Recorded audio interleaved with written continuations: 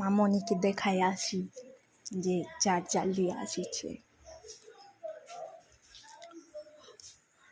ও মানে হ্যাঁ দেখো বাবা আমার জন্য চার্জার আনেছে।